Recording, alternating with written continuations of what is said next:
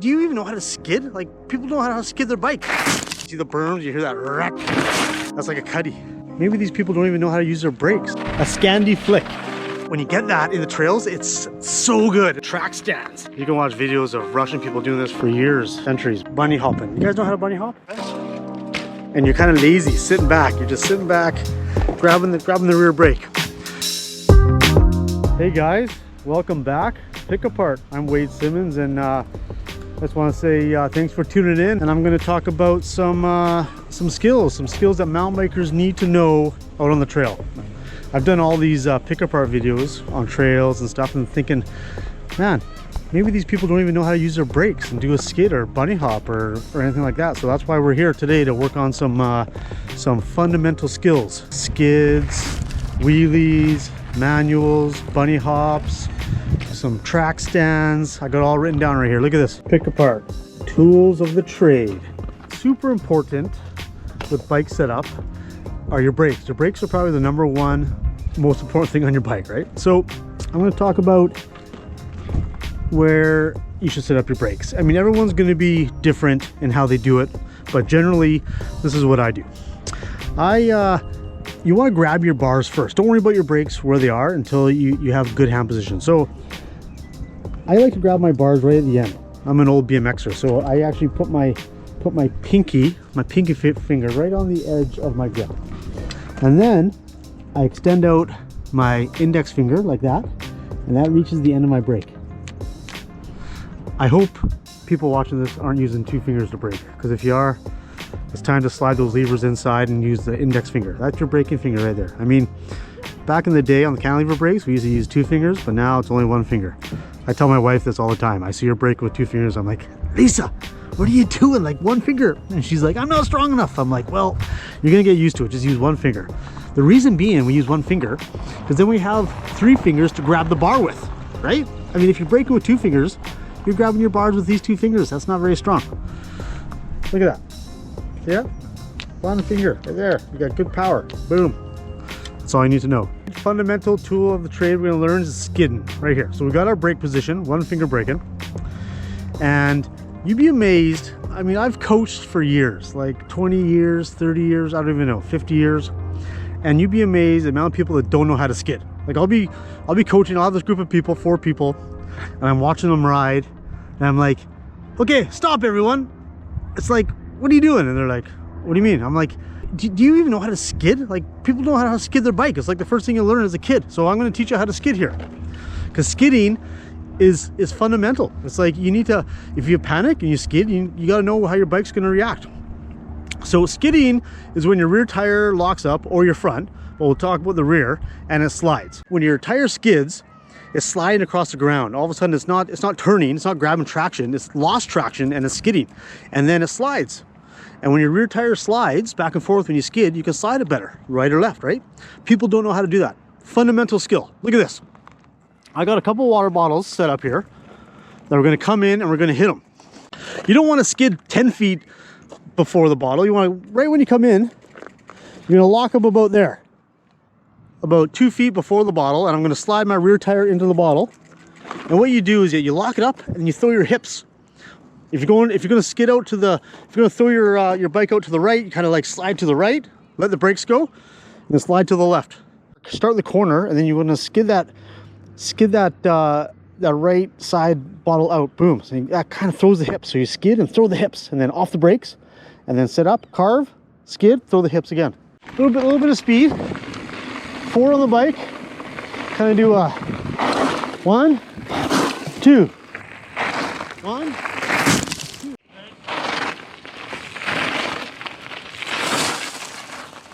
These are things you can work on anywhere. You don't need much. You need like a little gravel road. You can work on your skidding. Quick little lock up, slide, let go. Lock up, slide, let go. These are skills that you need to work on because they translate 100% to the trails. You come into a corner too quick, lock up the rear wheel, slide the bike around. I'm out of breath because I just went up and down this about 10 times. Skids evolve into cuddies. And what cuddies are is when you slide your rear wheel and you don't use your brakes. You're just drifting a little bit. And those are very cool. And all the cool free riders and racers and stuff, you see that, you see the berms, you hear that, that's like a cuddy. A cuddy is like a quick direction change into a corner. You come in too sharp, something like that, you throw a cuddy really quick. And that's kind of the evolution of a skid. So once you get good at skids and you feel comfortable, you can start to get into the cuddies. And I'll do a couple of cuddies here for you. The thing with cuddies is you don't use your brakes to initiate the slide. You kind of just use your hips. You de-weight, pump, slide the bike out.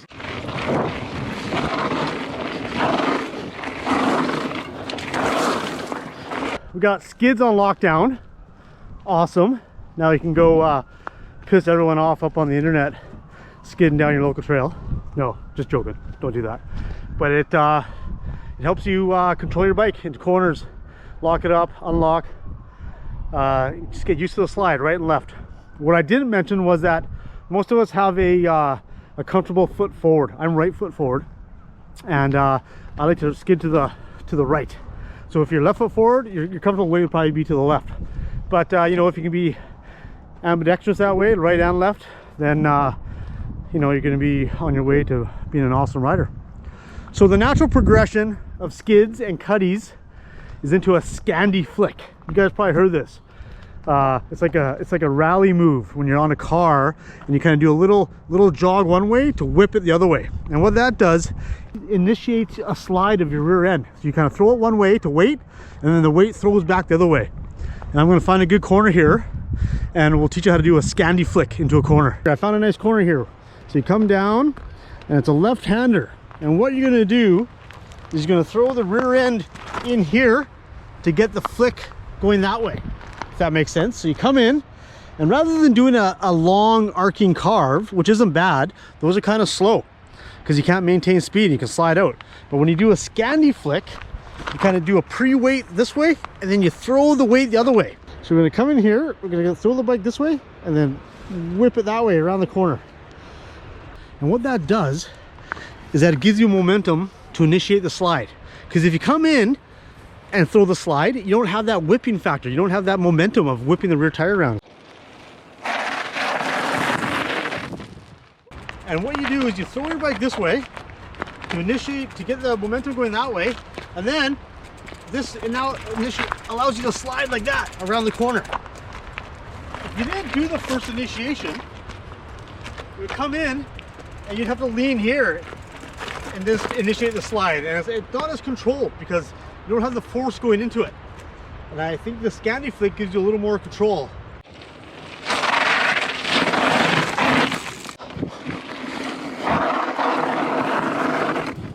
Whoa! It's so loose and fast. I'm going to do one without the Scandi flick, see how it feels on this corner, and then I'm going to do a Scandi flick, and we'll do a little comparison. Okay, here goes the normal corner. It's funny how on the normal corner you don't get the push into the slide. You're kind of just waiting for your tires to break loose. And I'll go second one here on the Scandi flick.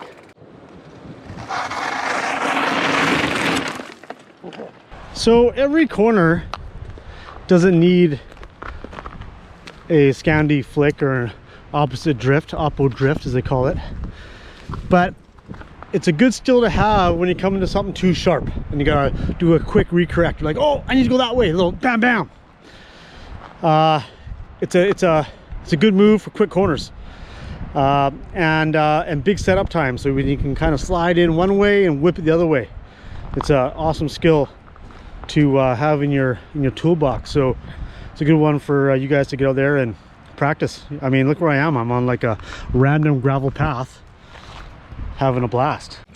Hey guys, so the second skill, tool of the trade, I think we should work on is track stands. And a track stand is where you're kind of on your bike but you're balancing kind of like I am right now. I'm on a hill here, slight incline. Don't practice track stands. You kind of can just rock back and forth. No brakes either. Kind of just feel the balance. Rock back a bit. I'm kind of just balancing. Yeah, I'm just kind of like, it's a little bit of power forward, a little bit of it, no brake. See that? I'm kind of not using my brake. I'm just standing here. This is something you can practice anywhere. All you need is a little hill, not even a hill, just flat ground. You can watch videos of Russian people doing this for years, centuries, but all you need to do is just practice. It's a practicing. Come up to a little hill, slow down, and you just kind of tracks down like that. A stall, and start going backwards. And then you come in like this too. You will nose pivot, back. Yes. Like, see, I got a rock right here. So this could be a log, right? So you should be able to top of that. That right there is such a good skill because you're just picking your front wheel up over a log, anything. So I'm right foot forward, right, and I'm going to the right. That's easier for me because I can like power and like power again. But I should be able to do it to the left too. If I can do it.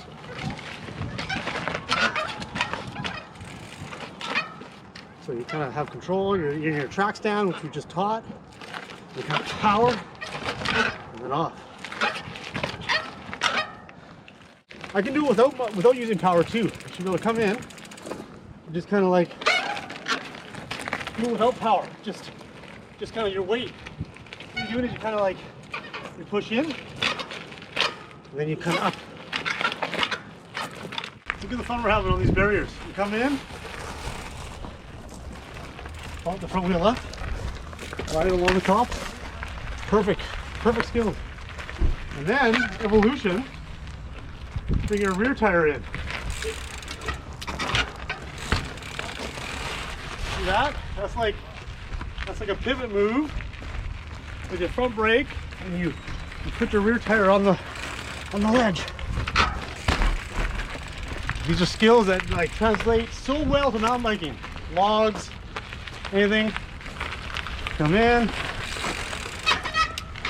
pivot. Fun stuff. We got skids, we got track stands, bunny hop. Oh yeah, we learned how to brake. Next level, bunny hopping. You guys know how to bunny hop? Bunny hop is like a 1-2 move. It's kind of a compress and pick up your bike. 1-2. Compress, jump. Compress, jump. Like, you know, with basketball, right? If you want, I've talked about this already, and my other pick apart. It's like, if you want to jump high, you gotta compress. You gotta get down and jump up. Bunny hop is the same. You compress into the bike, and then you spring off your feet. And what you do is you pull back and you rotate your wrists, like pull back, rock the bike forward, compress, bike up. Okay, here we go. Simple bunny hop. You compress. I'm neutral on the bike, neutral. I lean down. I bring the bars up to me. Compress. You see that? Bring it back to it. Okay. So standing still, I compress, I pick up. It's a 1-2, like it's a compress, 1-2. See that? You can do a trials pedal kick. I do a pedal kick, Holland's Ray style. So what's different to the pedal kick is that you're kind of powering. So rather than lifting up like this, you power. Like I'm powering. I'm clocking. I'm ratcheting on this, and I push down with power. It's a little more complicated than just a regular bunny hop. Follow me here, watch this. Coming beside this curve here, and I can kind of, see how that? I power up it with the pedal. And, I went over too far. Or I can just bunny hop without powering. See that? A little more subtle. I come in, I load.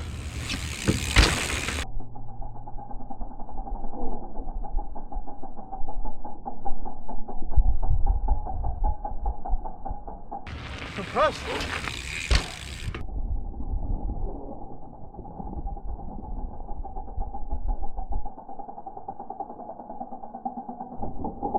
So I want to touch on another thing, and up and over. You know, when you're riding on your trails and you come into a log, crossing the trail, and you want to get up and over it, right? Like, how do you do that? You can bunny hop it, but if you don't have bunny hops in the quiver, look at this nice little curve here. Hey, we're gonna make it famous. You come in, and it's you put your front wheel on there, and then you lever off your front wheel. You load and lever and shoot your bike forward and land your rear tire on the concrete barrier or log, and then roll off. Here, I'll demonstrate this. You place your front wheel, lever off of it, and then put your rear wheel where our front wheel was. Front wheel, rear wheel. Always forward on the bike. If you're in the back seat, it's not going to work. You got to be forward. Watch where my body is, over the front. I put my front wheel on and then I kind of up and over it. I lift, and push the bike. Up and over. All right, guys, let's talk about the fundamentals of a manual. One of the most important tools of the trade, kind of an evolution of the wheelie, things like that. So, good place to start a manual is on a slight downhill.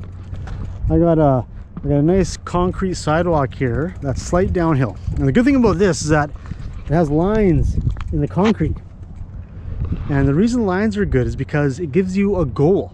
What you do is you try to manual one square, and then the next square, next line, all the way down. So it gives yourself a goal, right? You can start with 1, 2, 3, 5. Next thing you know, you're manualing the whole sidewalk. So the key with the manual is, it's kind of like a bunny hop where you compress, but then you're going to pick the front end up and shift your weight backwards. And it's a lazy move. You want your arms straight. Your butt is hovering over the rear wheel, just like inches over the rear wheel. Your arms are straight, and you're kind of lazy, sitting back. You're just sitting back, grabbing the rear brake. And you want to have the finger on the rear brake to feather it, because if you feel yourself accelerating backwards like that, that's when you spike the rear brake. It'll bring your front end down.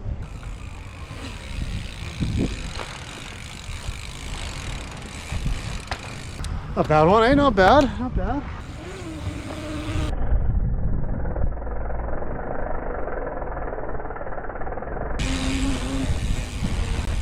The tools of the mountain biking trade. So learned how to skid. Gotta know how to skid, which evolved into cuddies, which evolved into the Scandi flick. Stuff for you guys to work on at home. Set up some water bottles, do some skids out, stuff like that. We did a track stand, which is control, balancing of the bike, and then into a wheelie. Then we did a little front wheel lifts, lifting up the front wheel onto rocks and off. Good stuff to practice. And then evolution of that is the rear wheel, pivoting the rear wheel onto stuff, moving your wheels around with the brakes. And then we started, did some bunny hops, loading the bike. Load. The more you load, the more you, the higher you get. Then we moved into a manual, which is crucial. You know, it's kind of an evolution of all that. It's like a little bit of a wheelie, brake control, feathering the bike, balancing.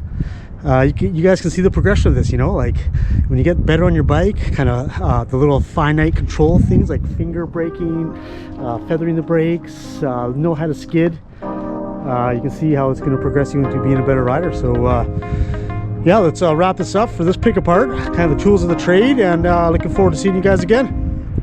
Cheers.